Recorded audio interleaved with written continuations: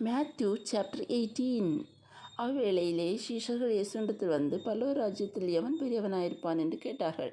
இயேசு ஒரு பிள்ளையை தம்மிடத்தில் அழைத்து அதை அவர்கள் நடுவே நிறுத்தி, நீங்கள் மனம் திரும்பி பிள்ளைகளைப் போல் ஆகாவிட்டால் பரலோக ராஜ்யத்தில் பிரவேசிக்க மாட்டீர்கள் என்று மெய்யாகவே உங்களுக்கு சொல்லுகிறேன். ஆகையால் இந்த பிள்ளையைப் போல தன்னை தாழ்த்துகிறவன் எவனோ அவனே பரலோக ராஜ்யத்தில் பெரியவனாயிருப்பான். இப்படிப்பட்ட ஒரு பிள்ளை என் நாமத்து நிமித்தம் ஏற்றுக்கொள்ளுகிறவன் என்னை ஏற்றுக்கொள்கிறான்.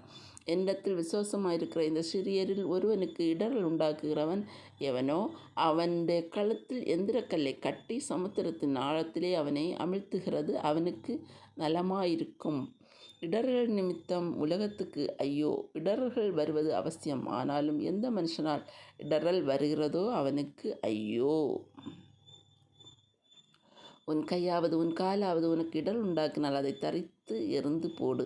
நீ 2 கையுடையவனாய் அல்லது 2 காலுடையவனாய் நித்திய அக்கினியிலே தள்ளப்படுவதை பார்க்கிலும் சப்பாணியாய் அல்லது ஊனனாய் நித்திய ஜீவனுக்குள் பிரவேசிப்பது உனக்கு நலமாயிருக்கும். உன் கண் உனக்கு இடர்கள் உண்டாக்கினால் அதை பிடுங்கி எறிந்து போடு. 2 கண்ணுடையவனாய் எரிநரகத்தில் தள்ளப்படுவதை பார்க்கிலும் ஒற்றை கண்ணனாய் ஜீவனுக்குள் பிரவேசிப்பது உனக்கு நலமாயிருக்கும்.